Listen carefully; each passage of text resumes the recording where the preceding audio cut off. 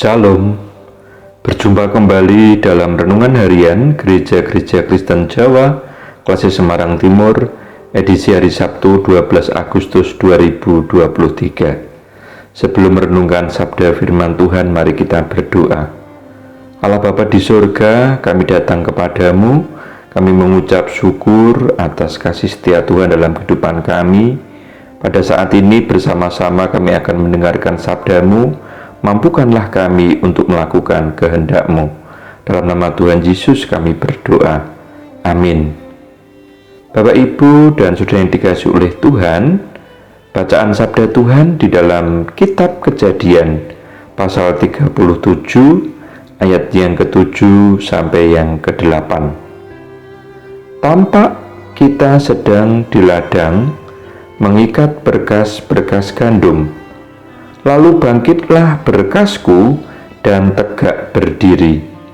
Kemudian datanglah berkas-berkas kamu sekalian mengelilingi dan sujud menyembah kepada berkasku itu. Lalu saudara-saudaranya berkata kepadanya, "Apakah engkau ingin menjadi raja atas kami? Apakah engkau ingin berkuasa atas kami?" Jadi makin bencilah mereka kepadanya karena mimpinya dan karena perkataannya itu. Demikianlah sabda firman Tuhan. Bapak, Ibu, dan Saudara yang dikasihi oleh Tuhan, tema sabda firman Tuhan menjadi seorang pemimpin.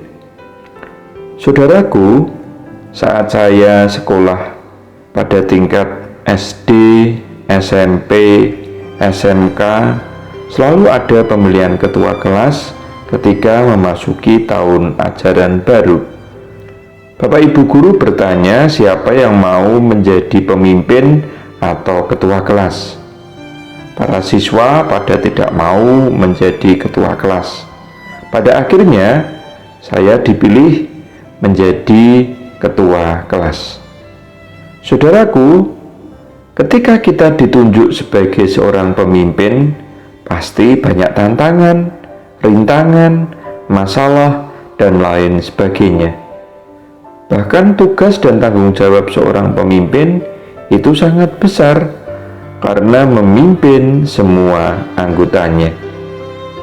Bapak, Ibu, dan Saudara yang dikasihi oleh Tuhan, bacaan sabda firman Tuhan dalam kitab Kejadian pasal 37 ayat 7 sampai 8 mengkisahkan tentang kisah Yusuf beberapa kali menceritakan mimpi-mimpinya pada keluarganya, bahwa saudara-saudara, ayah dan ibunya akan berlutut di hadapannya.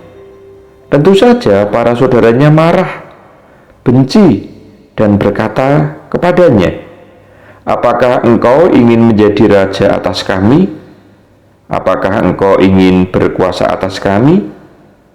Jadi makin bencilah mereka kepada Yusuf karena mimpinya dan karena perkataannya itu. Yusuf dianggap kurang ajar, tidak sopan, dan bicara yang ngawur. Bapak, Ibu, dan Saudara yang dikasihi oleh Tuhan, tentu saudara-saudara Yusuf tidak percaya atas apa yang disampaikan oleh Yusuf. Karena itu, saudara-saudara Yusuf berniat buruk, bahkan mencelakai Yusuf. Mereka memiliki kesempatan untuk menceburkan dia ke sumur tua, bahkan juga memiliki kesempatan untuk menjualnya sebagai budak Mesir seharga 20 sikal perak. Bapak, Ibu yang dikasihi oleh Tuhan, Yusuf sangat mempercayai mimpinya. Ia suatu hari akan berkuasa atas keluarganya. Yusuf yakin ia bernubuat bahwa dipilih dan dibentuk oleh Tuhan. Dan memang waktu akan membuktikan bahwa ia dipilih Tuhan untuk menjadi pemimpin bukan hanya bagi keluarganya, melainkan juga bagi bangsa Israel, agar bisa selamat dari bencana kematian akibat krisis pangan yang melanda bangsa Mesir dan bangsa-bangsa yang lain. Saudaraku, lika-liku perjalanan hidup yang menyakitkan dan nyaris membawa kematian adalah bagian dari proses pembentukan Tuhan atas diri Yusuf yang dipilih menjadi seorang pemimpin. Ia pun juga mengalami banyak tantangan dan rintangan.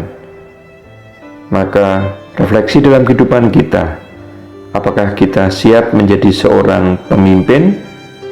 Bahwa seorang pemimpin yang baik tidak hanya bisa memberi perintah, melainkan ia terlebih dahulu harus menjadi teladan bagi orang-orang yang dipimpinnya. Seorang pemimpin harus memiliki keterampilan memimpin, sehingga ia akan menjadi model yang tepat, baik, dan sekaligus menjadi teladan bagi setiap orang yang dipimpinnya. Seorang pemimpin yang baik siap untuk menghadapi tantangan dan rintangan yang ada. Marilah kita percaya pada Tuhan yang telah memilih kita menjadi seorang pemimpin. Kita bisa menjadi pemimpin bagi keluarga kita. Kita menjadi pemimpin di tengah-tengah masyarakat. Kita menjadi pemimpin di dalam pekerjaan, dan kita juga dipilih menjadi pemimpin di gereja, menjadi teladan bagi banyak orang. Kiranya firman Tuhan ini boleh memberkati kita. Amin. Mari kita berdoa. Tuhan Allah Bapa di sorga, mengucap syukur Engkau telah memilih kami menjadi pemimpin. Biarlah Engkau yang akan menolong kami, memampukan kami melalui kuasa Roh Kudus, sehingga kami mampu menjadi teladan dan mampu melakukan kehendak-Mu di dalam kehidupan kami. Dalam nama Tuhan Yesus kami berdoa. Amin.